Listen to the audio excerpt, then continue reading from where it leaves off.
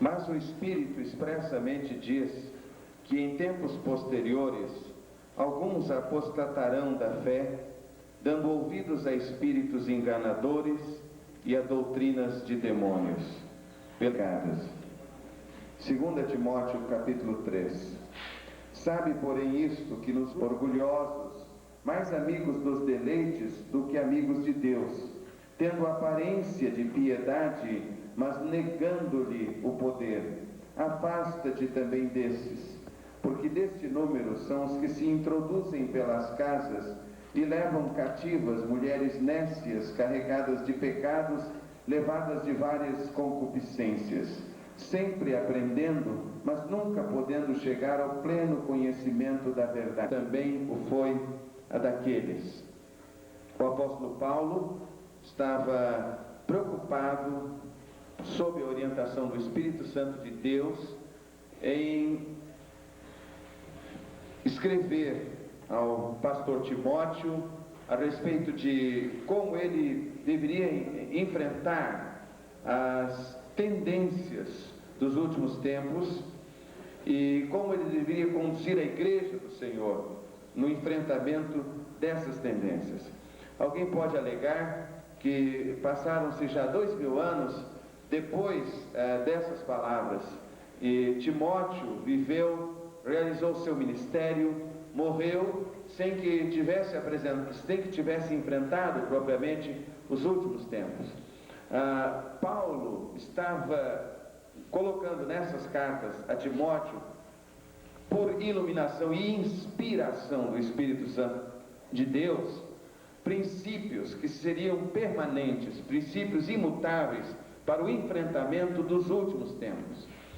Esses princípios seriam válidos para Timóteo pelo aspecto de que ele não tinha convicção de quando voltaria o Senhor Jesus, de quando esses últimos tempos aconteceriam, mas ele tinha a convicção da iminência, isto é, de que a qualquer momento isso podia acontecer.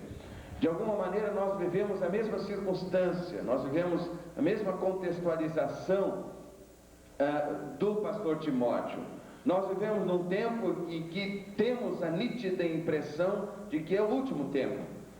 O Senhor Jesus, quando foi questionado sobre quando seria o final de todas essas coisas e o reino seria estabelecido definitivamente, plenamente, respondeu aos seus discípulos dizendo que nem ele mesmo sabia, pelo menos àquela altura, na circunstância da sua encarnação, ele não sabia quando seria o final de todas as coisas, era alguma coisa reservada, pelo menos naquela altura, tão somente ao Pai. Paulo também não sabia quando aconteceria esse final dos tempos, mas ele coloca aqui princípios que vão sustentar esse pastor, e vão sustentar esta igreja para que estejam, pastor e igreja, prontos para o enfrentamento dos últimos tempos. Eu penso que isso, então, faz com que esta palavra seja extremamente oportuna para os nossos dias. Se vamos considerar a respeito de tendências, então, esses dois textos das Escrituras são extremamente importantes de nós considerarmos os seus detalhes para que possamos estar entendendo tendências. Algumas reflexões vão nos levando às tendências da humanidade, da história, para esses dias de transição do segundo para o terceiro milênio. No aspecto espiritual, a gente percebe isso já muito claramente. Já conversamos alguma coisa a respeito disso, a tendência pelo misticismo, isto é, vai se aproximando mais um ponto de transição, e a tendência é que a gente espere que alguma coisa diferente vai acontecer. Então os homens são levados a buscar o místico, a buscar o transcendente, exageram nessa busca. Essa é uma tendência espiritual dos nossos dias. A outra é o sincretismo, isto é, pegar todas as ideias e jogar tudo num liquidificador e achar que a gente tem que estar bem com todas as tendências. O satanismo, e por isso o tema da batalha espiritual hoje é oportuno. na nossa denominação, frequentemente, nós nos bloqueamos e nos fechamos para alguns temas antes de considerá-los com maior profundidade. Isso não significa que eles vão deixar de ser preocupação das nossas ovelhas. Nós nos fechamos para o tema da cura interior, nós simplesmente fechamos questão e dizemos: isso aí não é coisa de batistas. Nós nos fechamos para o tema da batalha espiritual, mas o fato de a gente desconhecer ou tentar desconhecer essas coisas, não vai sanear essas coisas dos nossos arraiais. As nossas ovelhas estão ouvindo as emissoras de rádio evangélicas, estão ouvindo os pregadores dos mais diversos matizes na televisão, e isso o dia inteiro, 24 horas por dia, não é verdade? Não temos como fugir a isso. Ou nós vamos considerar essas tendências, considerar a realidade dessas coisas, e vamos enfrentar isso, e vamos estudar a respeito disso, e vamos buscar resposta para isso, ou então nós seremos pegos no contrapé da história. O que eu quero dizer é que há uma tendência clara. Mark Bubeck, no seu livro Reavivamento Satânico, e há outros autores que estão escrevendo a respeito disso, mostra que há uma tendência muito clara no sentido da humanidade se voltar também para uma adoração declarada e aberta de Satanás, culto a Satanás. E nós não podemos desconhecer essa realidade, porque isso nos coloca num contexto de batalha espiritual. Ela existe. A palavra de Deus fala dessa batalha, que não é contra a carne e o sangue que temos que lutar. Como vamos enfrentá-la? Como vamos orientar a igreja para enfrentá-la? É outro aspecto que é fundamental e é importante, que depende também da maneira como nós vemos essa batalha. Há distorções na abordagem da questão da batalha espiritual, há e muitas, e é por causa mesmo dessas distorções que nós temos que buscar respostas. Não é o meu propósito realmente ficar detalhando essa questão, porque é apenas um aspecto dessa tendência. Os irmãos têm ouvido a respeito da Igreja da Unificação e do Reverendo Moon, não é? Ele está fazendo agora um congresso, eu acho que em Montevidéu, e está convidando pastores evangélicos do Brasil. Já tentou entrar no Brasil há algum tempo atrás, foi barrado. Está fazendo agora um congresso, uma conferência internacional evangélica, diz assim. Paga hotéis 5 estrelas para os pastores, viagem de avião e de volta, em primeira classe, tudo do bom e do melhor. Coisa magnífica. A questão é a seguinte: nós conhecemos a mensagem do Reverendo Moon, sabemos que ele prega a unificação, prega uma religião universal. Ele desdenha da cruz do Senhor Jesus Cristo, desdenha do sangue de Jesus, sabemos disso. Mesmo assim, há muitos pastores evangélicos que estão indo participar das suas conferências. Eu ouvi o depoimento de um colega, pastor evangélico, que já foi de nossa denominação, na televisão, e ele dizia: fui enganado. E pela graça e misericórdia de Deus, há tempo ainda consegui que os meus olhos fossem abertos.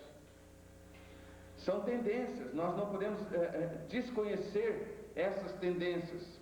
As propostas de autoajuda, a pregação de que o homem é Deus, é uma coisa concreta hoje. Paulo Coelho com seus livros, não é? E outros, Fausto de Oliveira, com a sua pregação de autoajuda, com o seu misticismo, explorando isso que hoje é uma coisa muito no ideário da nossa população, não é? As novelas de televisão impõem tendências, quer dizer, fazem que tendências aconteçam.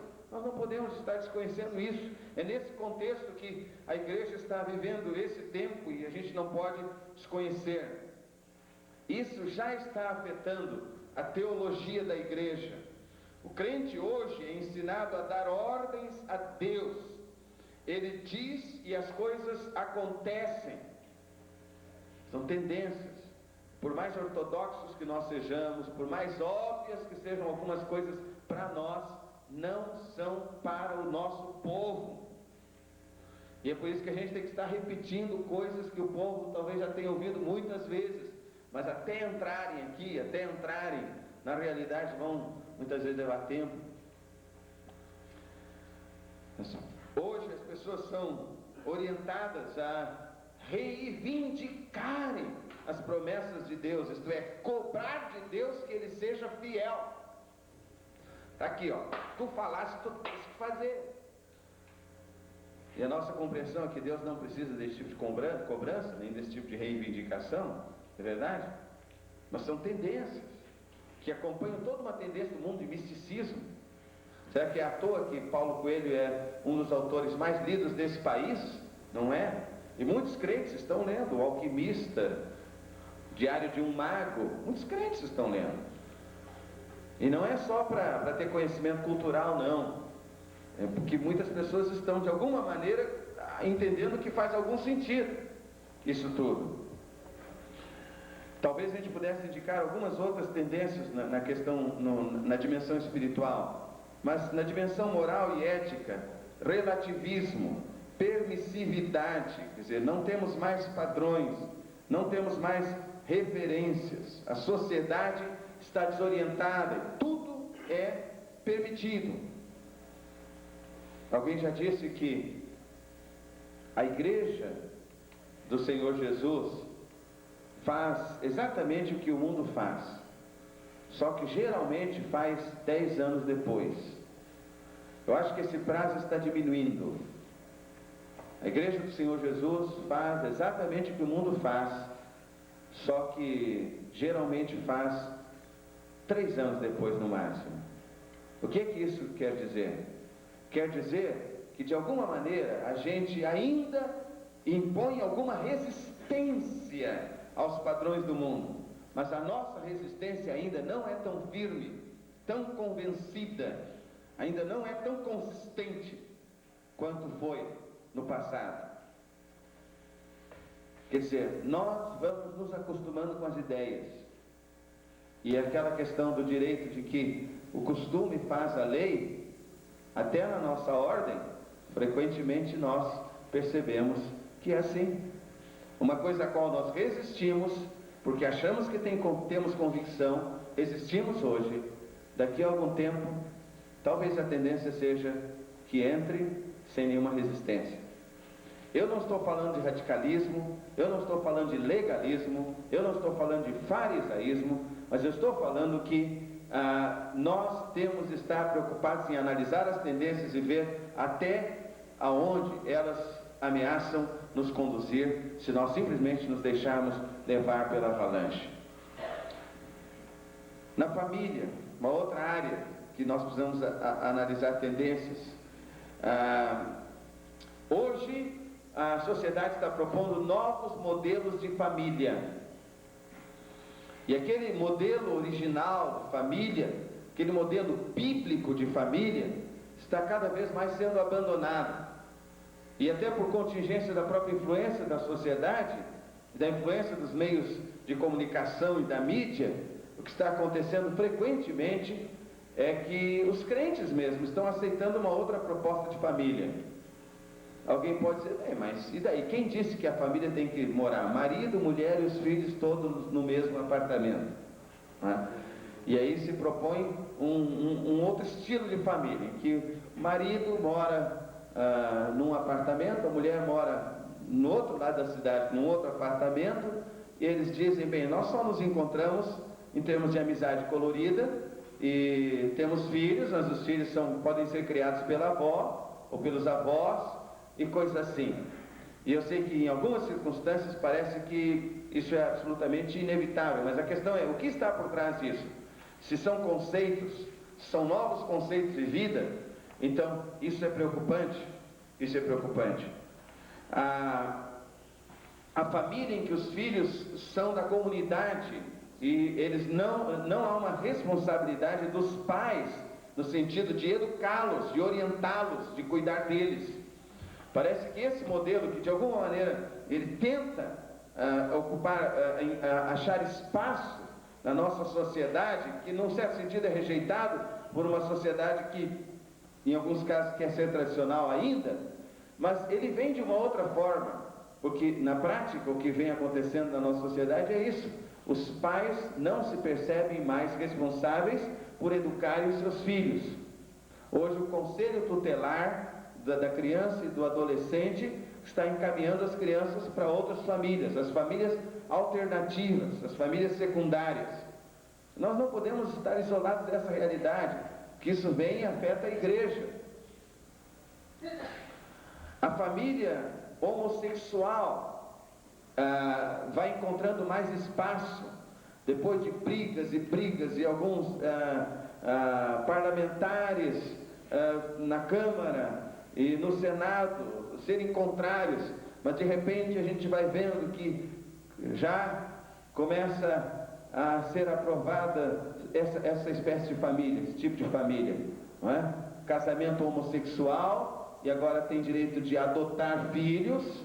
Os conselhos tutelares da criança e do adolescente vão sendo pressionados para que encaminhem crianças, filhos, para serem criados por casais, se é que pode chamar assim, homossexuais. Será que essas tendências nos afetam? Elas nos afetam como igreja, porque vamos ter que responder a elas. Tendências sociais e políticas. A tendência por um governo único, universal. Esse tal de Bill Gates me preocupa bastante. Com todo esse poder de informação. Alguém disse que quem tiver o poder da informação nas suas mãos, então terá o poder político, social, e isso é muito preocupante, essa centralização do poder da informação, não é?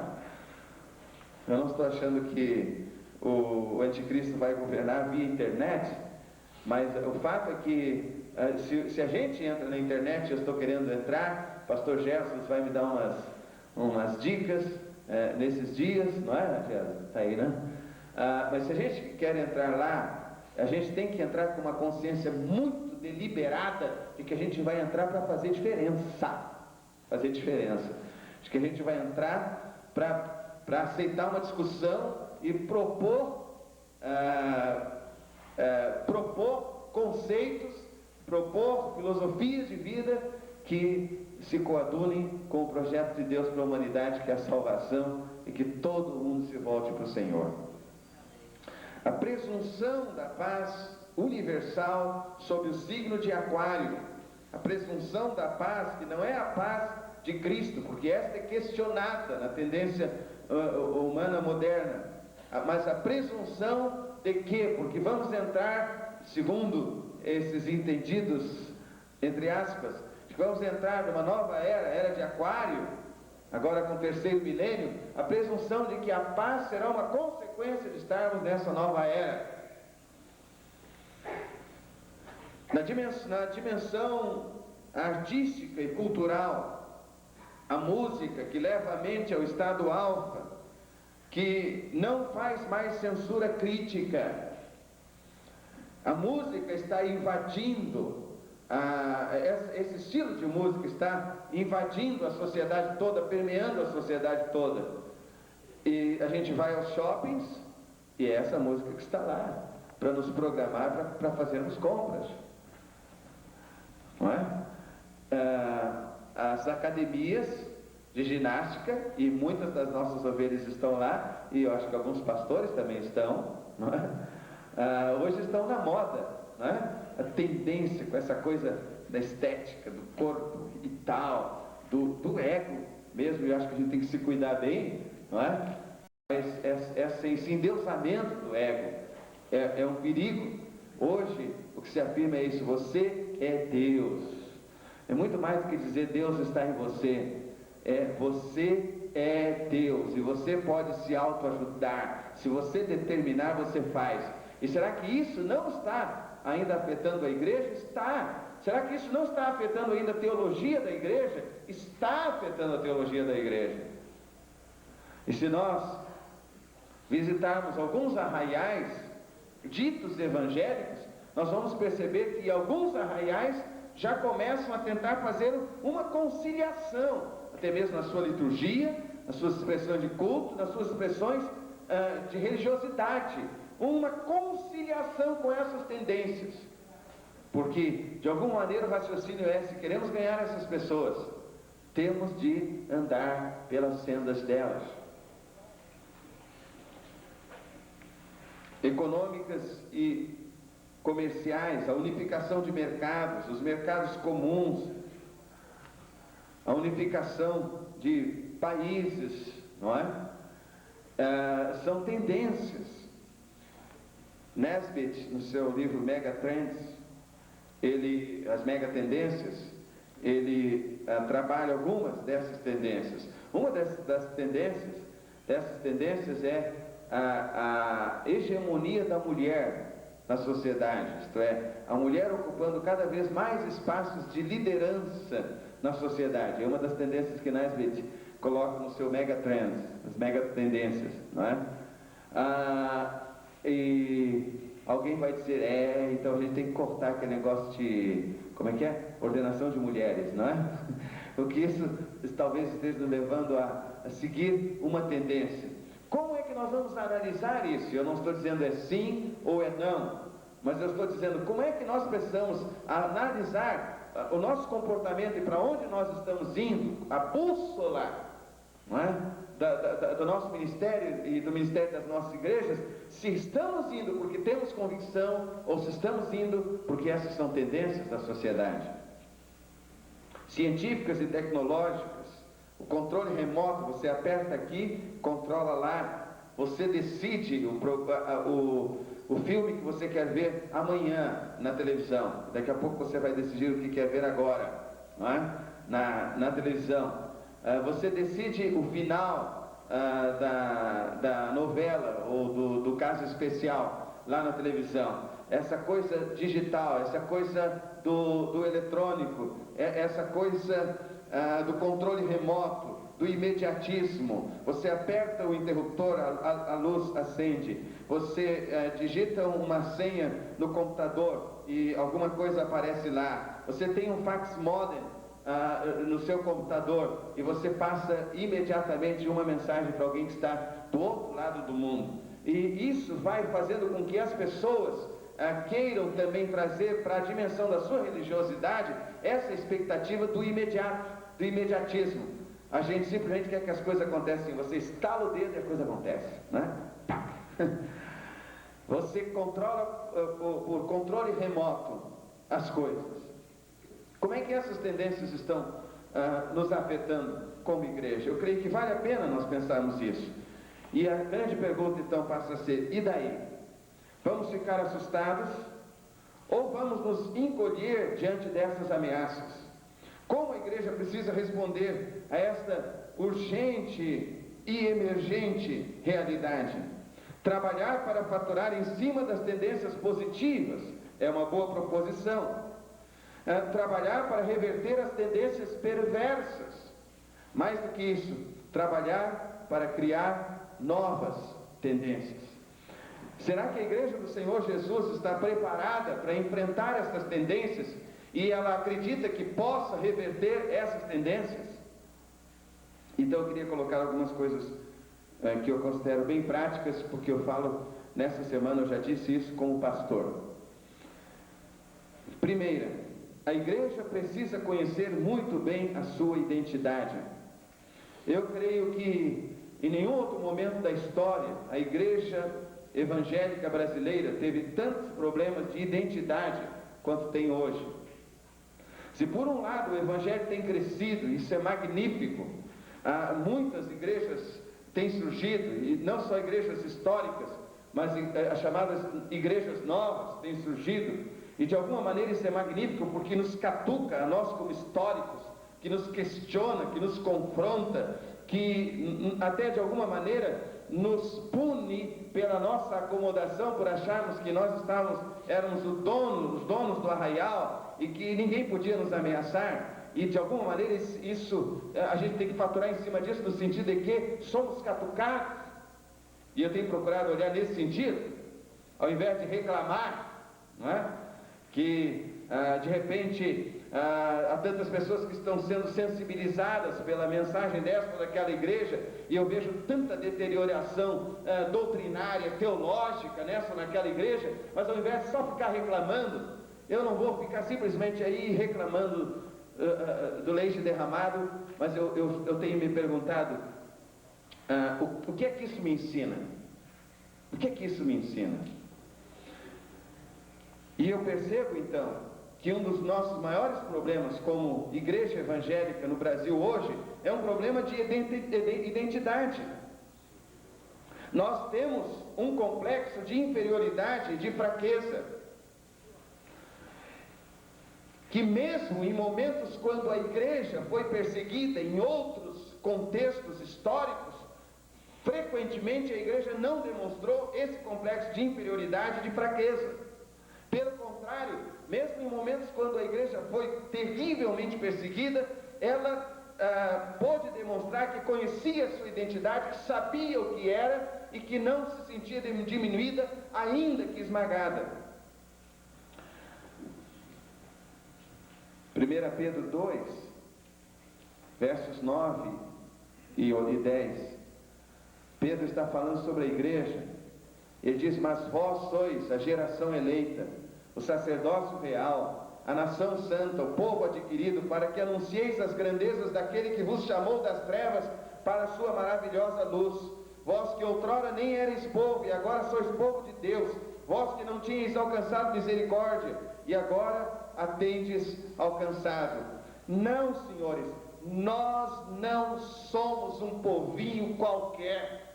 Nós somos o povo de Deus, lavados que somos no sangue de Jesus Cristo. Nós não somos um povinho qualquer. E eu percebo que a igreja tem que se olhar no espelho e dar glórias a Deus e dizer: pela graça de Deus eu sou o que sou. A igreja precisa reencontrar a sua identidade, porque de alguma maneira a nossa identidade é ameaçada pelo fato de que muitas vezes nós só nos percebemos igreja quando estamos reunidos no domingo dentro da caixa de concreto.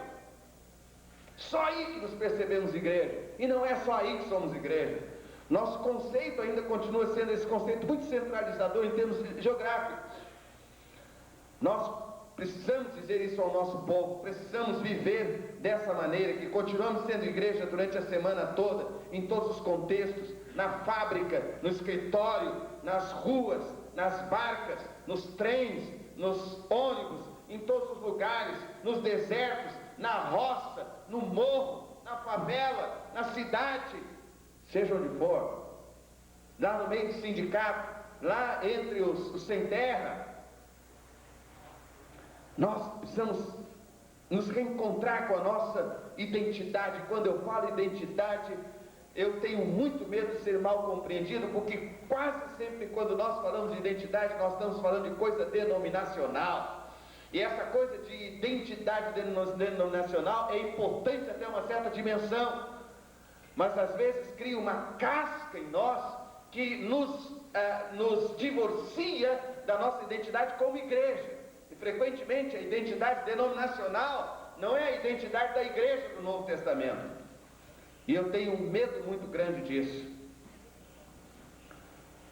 Nós, como igreja do Senhor Jesus, precisamos nos reencontrar com a nossa identidade, e quando isso acontecer, nós vamos avançar como um rolo compressor no poder do Espírito Santo de Deus, obrigando e constrangendo o reino das trevas a recuar. Não vai ter demônio, nem diabo, nem entidade que possa se colocar diante de nós, porque sabemos quem somos, e em nome de quem estamos avançando, e no poder de quem estamos avançando, e quem não sair da frente vai ser esmagado. Sim, todas as hostes espirituais da maldade. Essa é a convicção. O grande problema é que ainda nós não nos reencontramos com a nossa verdadeira identidade. Estamos enfraquecidos por causa disso. Na nossa comunhão, frequentemente não lembra o aspecto de que é comunhão no sangue de Jesus, no poder de Jesus em torno da cruz. Frequentemente essa comunhão é muito frágil, porque é comunhão em torno de algum projeto humano, de um projeto humano que pode se chamar denominação, de um projeto humano que pode se chamar ordem dos pastores, mas que nem sempre se chama reino de Deus, que nem sempre se chama cruz de Cristo. O Senhor só propôs um critério para nos reunirmos: eu, quando for levantado da terra, todos atrairei a mim. e é ali, em torno da cruz de Cristo, e atraídos por ela e só por ela, é ali em torno da cruz de Cristo que nós nos percebemos povo da aliança de Deus, com quem Deus fez uma aliança, intervenção de cima para baixo, quer dizer, coisa que não depende de nós, Ele decidiu e determinou e fez aliança, portanto, graça, e com quem nós decidimos fazer uma aliança. E essa é a única aliança que deve ser preservada definitivamente na nossa vida. Todas as outras alianças têm que derivar dela. E se há alguma aliança na nossa vida que não deriva dessa aliança do sangue de Jesus, o sangue da nova aliança, se alguma aliança a qual nós estamos escravizados, se algum compromisso, se algum penhor de fidelidade ao qual nós estamos escravizados e que não derive desta aliança com Cristo, esta aliança precisa ser quebrada em nome de Jesus. Amém. Porque só há uma aliança que pode nos fazer de fato povo forte, vigoroso, comprometido, que tenha reencontrado a sua identidade. Segundo, a igreja precisa trabalhar a sua consistência. Deus tem insistido muito no meu coração com relação a essa questão da consistência.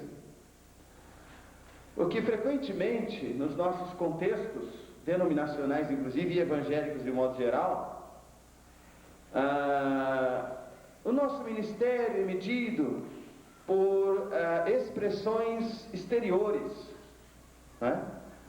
O tamanho do santuário que a gente construiu, a beleza do prédio que a gente conseguiu construir, o conceito social que a gente alcançou na cidade, o número de membros que a igreja tem, né?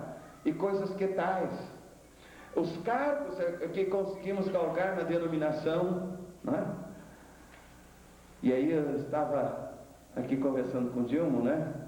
E eu estava dizendo, esse pessoal não sabe o que é ser presidente.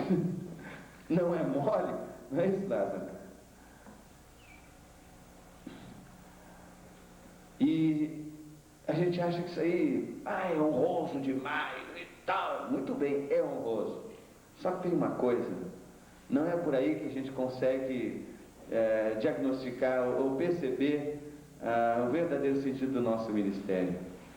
A gente está precisando de consistência, concretar. A gente está precisando de trabalhar na base, trabalhar as pessoas, o caráter, começar pela gente, se trabalhar por dentro, deixar Deus trabalhar a gente. É isso aí que vai dar consistência quando vierem vendavais, quando os nossos templos forem destruídos, não é? Forem implodidos pela perseguição, quando os nossos púlpitos forem rachados, venha o que vier, essa consistência, quando a gente for espalhado, a gente tiver que se reunir nos subterrâneos, venha o que vier, é isso aí, essa consistência, firmeza na palavra, na comunhão uns com os outros, é isso aí que vai nos segurar e que vai nos fazer igreja vigorosa. Foi isso que fez com que a igreja por décadas sobrevivesse no Oriente Europeu, e que em poucas horas o muro de Berlim ruísse.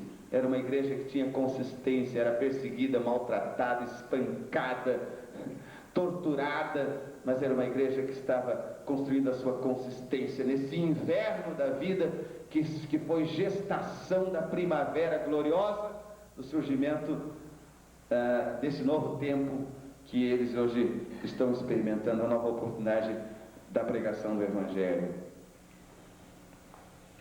Terceiro, então, segundo, a igreja precisa trabalhar a sua consistência. Terceiro, para enfrentar essas tendências e trabalhar no sentido de revertê-las, a igreja precisa acreditar no poder da palavra de Deus. E aqui eu venho para uma coisa que parece óbvia, mas que na nossa prática nem sempre tem se expressado como alguma coisa óbvia. A igreja precisa voltar a acreditar no poder da palavra de Deus. A grande questão é que nós estamos cheios de elaborações para convencermos as pessoas para o Evangelho.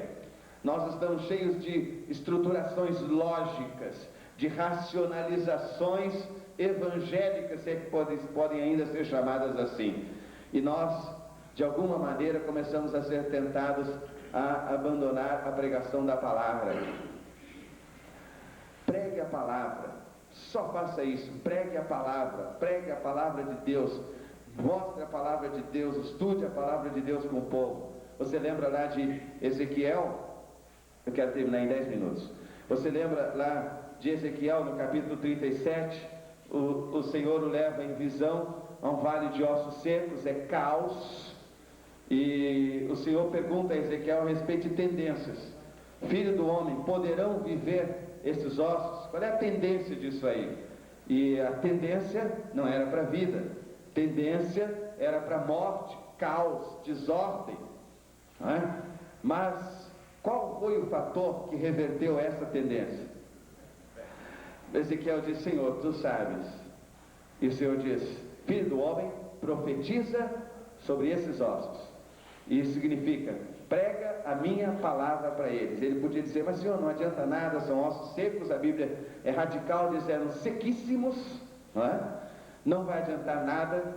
Não tinha púlpito, não tinha plataforma, não tinha sistema de som, não tinha um coordenador de música, não tinha instrumentos para fazer um louvor, para preparar o povo assim, para receber a palavra, o mais importante momento do culto, coisas assim, não tinha nada disso. Ezequiel só foi lá para frente e abriu o beco. Ossos secos, ouvi a palavra do Senhor. E aconteceu. Acabou. Aconteceu. A tendência foi revertida. Essa é a coisa que nós temos que acreditar, que se nós pregarmos a palavra, as coisas vão acontecer pelo vigor intrínseco da palavra. Isaías 55, o profeta vai dizer na parte do Senhor: a minha palavra não voltará vazia. Ele diz que assim como a chuva desce dos céus e para lá não torna, a neve e assim por diante, antes rega a terra e a faz brotar e produzir fruto, assim será a palavra que sair da minha boca. Isto é, a palavra, quando é regada, ela vai se embrenhando nos poros da alma, nas entranhas do coração, nos escaninhos da sociedade. Ela vai se embrenhando, e a única coisa que temos que fazer é pregar a palavra e acreditar que ela ainda é poderosa e que ela vai determinar novas tendências. Eu creio nisso, estou inconformado com o caos, eu estou inconformado com todas essas tendências. Não vou ficar aqui de braços cruzados, simplesmente esperando o mundo acabar, dizendo vai incendiar mesmo, não tem mais jeito. Como pastor, como ministro, como igreja do Senhor Jesus Cristo, eu me nego a entregar os pontos, e eu me levanto em nome de Jesus para pregar, e a que crer que as coisas vão acontecer. Eu creio nisso. Amém. E que venha o que vier.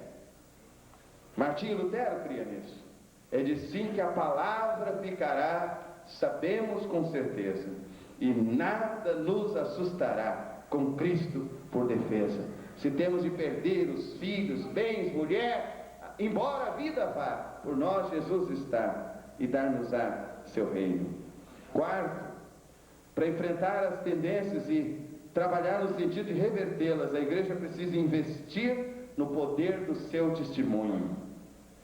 A igreja é a vitrine da joalheria da graça de Deus. A igreja é a comunidade dos ex. Todo mundo na igreja é ex alguma coisa. Ex alguma coisa. Ex-traficante, ex-bandido, ex-assassino, ex-adúltero. E que seja ex mesmo, né? Ex-adúltero, ex-viciado, ex-isso. Quem não é ex? Não, eu nasci lá crente, fui criado no Evangelho, não sou ex nada. Então é ex-presunçoso, o que presumia que por não ser ex nada, podia merecer. E a gente tem que aproveitar esse potencial dos ex. Quando você lê Lucas capítulo, vamos dar uma chegadinha lá, capítulo 8.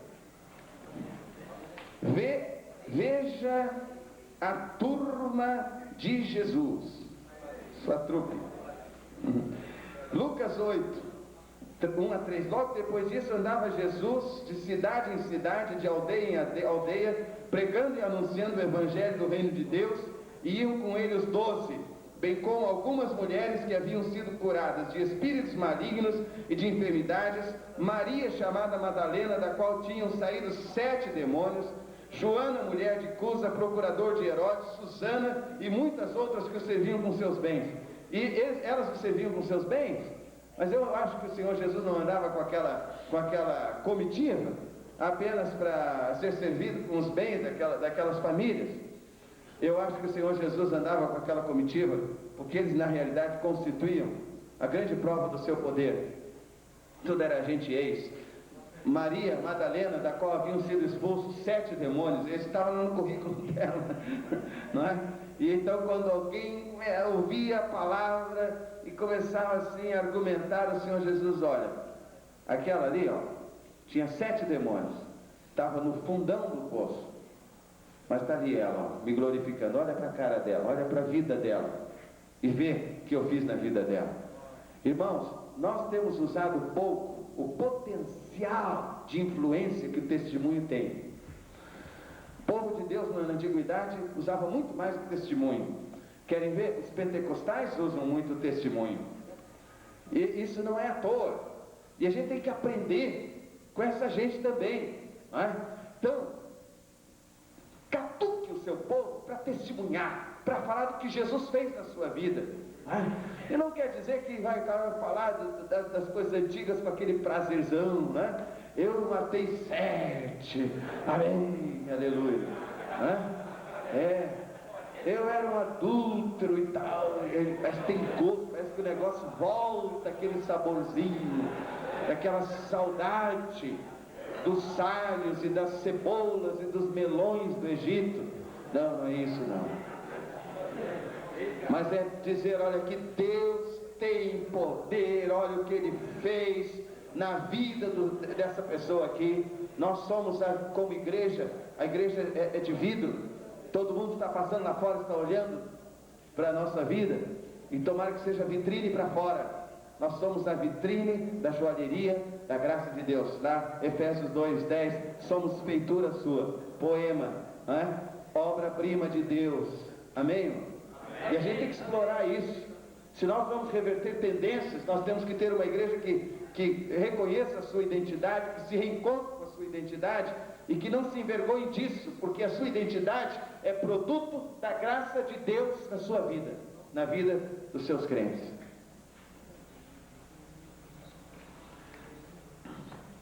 O AA descobriu isso, os Alcoólicos Anônimos. Eles, não sei se alguém já conhece o AA, já fui fazer palestra muitas vezes no AA, e eles descobriram isso, a influência do testemunho.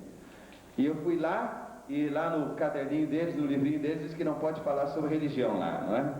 Aí eu fui lá, fui falar sobre como é que uma vida pode mudar, que precisa de trabalho lá dentro, que tal, que não basta tratar da periferia, da epiderme, tal, tem que mudar lá dentro e tal. E aí eu não me segurei, eu falei, só Deus pode mudar lá dentro. Comecei a falar de Jesus, e eu disse assim, daqui a pouco eles vão me botar para fora. Aqui, quando eu terminei, espaço para perguntas. Eles ficaram quase 1h30 me fazendo perguntas, como é que é isso? E queriam que eu falasse de Jesus, esqueceram os regulamentos deles, estavam querendo isso. Porque nós é que temos uma mensagem que pode falar de transformação do que Deus faz na nossa vida. Agora nós nos encolhemos, nós estamos intimidados, nós estamos assustados, nós estamos em pânico, porque nova era, os cabelos tudo se estica, né? E fala em nova era de tremer. Paulo Coelho, nós estamos assustados.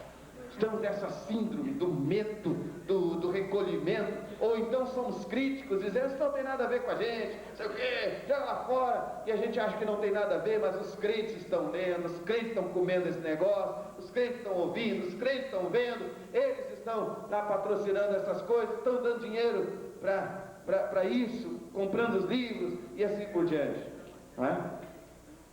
Então nós não podemos desconhecer. E não adianta só uma visão crítica que condena, que malha, mas a gente não usa o potencial que a gente tem.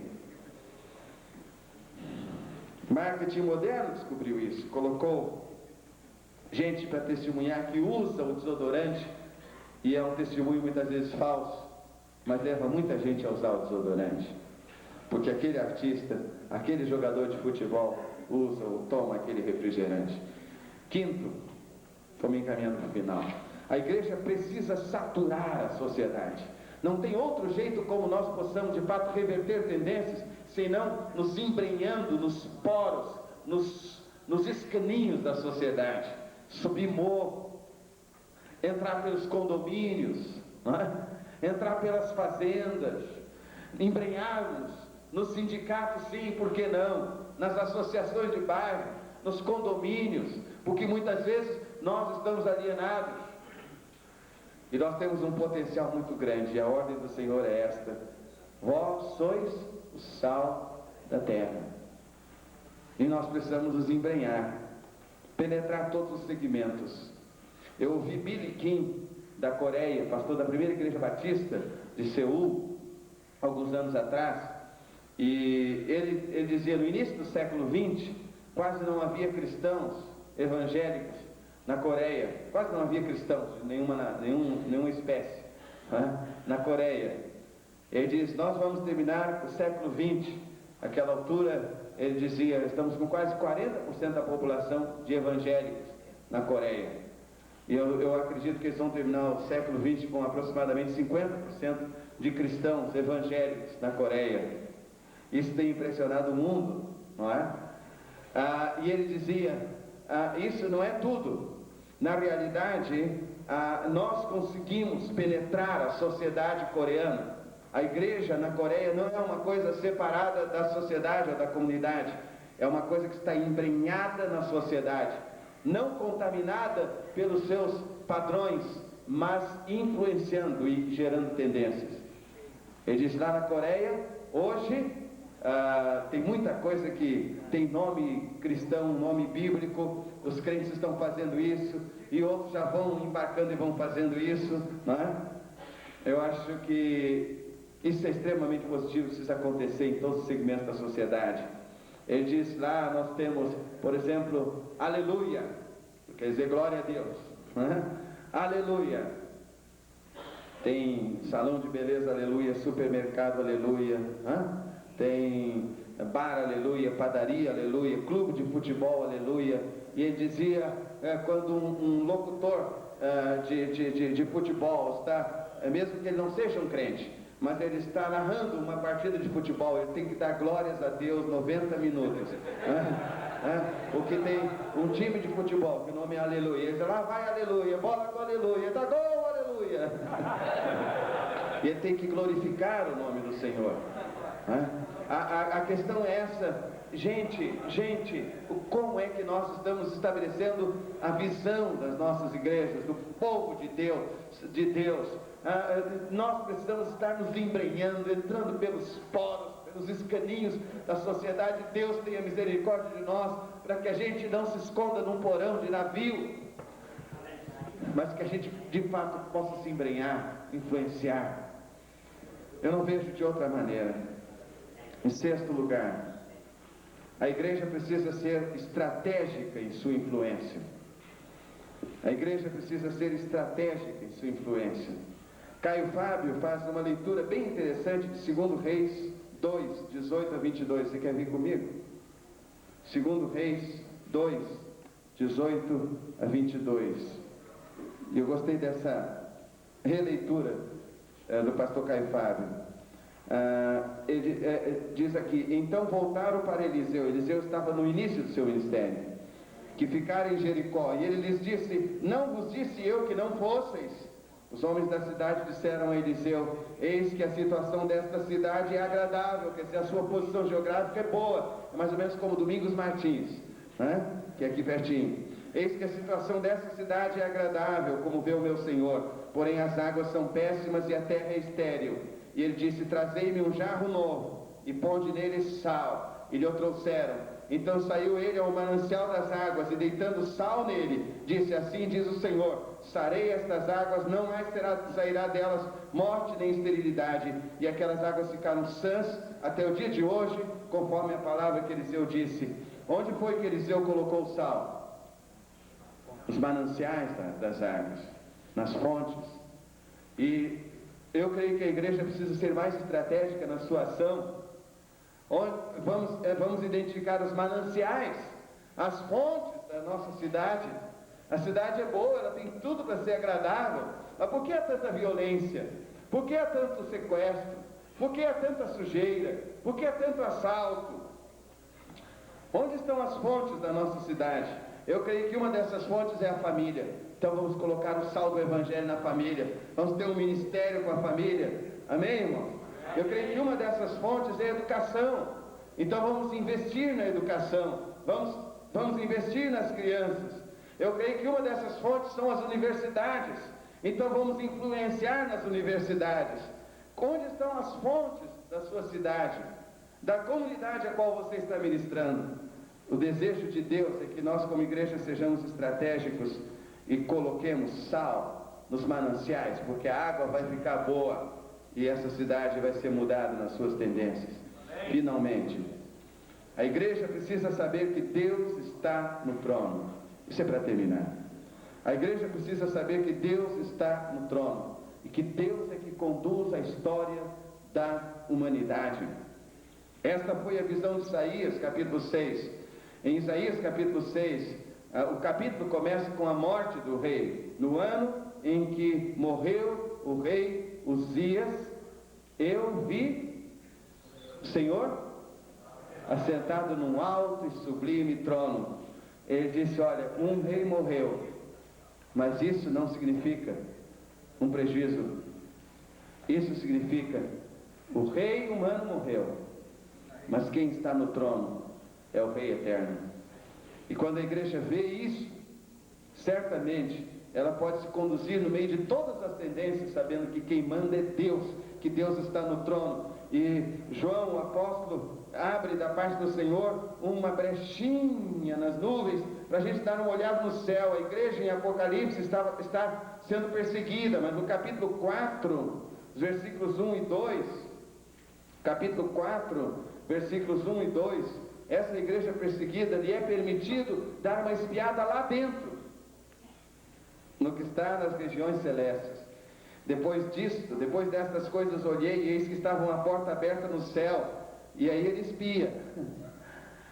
Aqui embaixo a perseguição, aqui embaixo a tendência é a igreja ser esmagada, ser destruída, mas ele espia, porque tinha uma porta aberta no céu, e a primeira voz que ouvi, a voz como de trombeta, falando comigo, disse, sobe aqui e mostrar-te-ei as coisas que depois dessas devem acontecer. Tendências.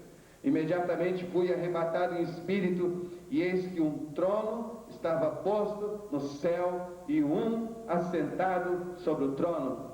Quando a igreja pode espiar os céus, ela pode espiar a eternidade, e ela pode relembrar que Deus está no trono, que aconteça o que acontecer, que todos os movimentos que estejam proliferando podem proliferar, mas que Deus está no trono, que ela é instrumento de Deus nesse mundo. Então a igreja não precisa ter medo, a igreja vai enfrentar e vai ser vitoriosa.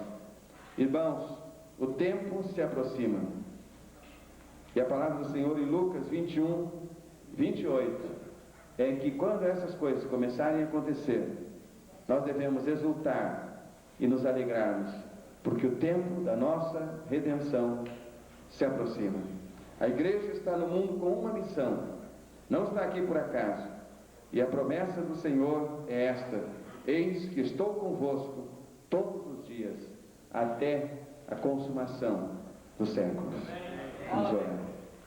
Senhor, obrigado por essa certeza de que Tu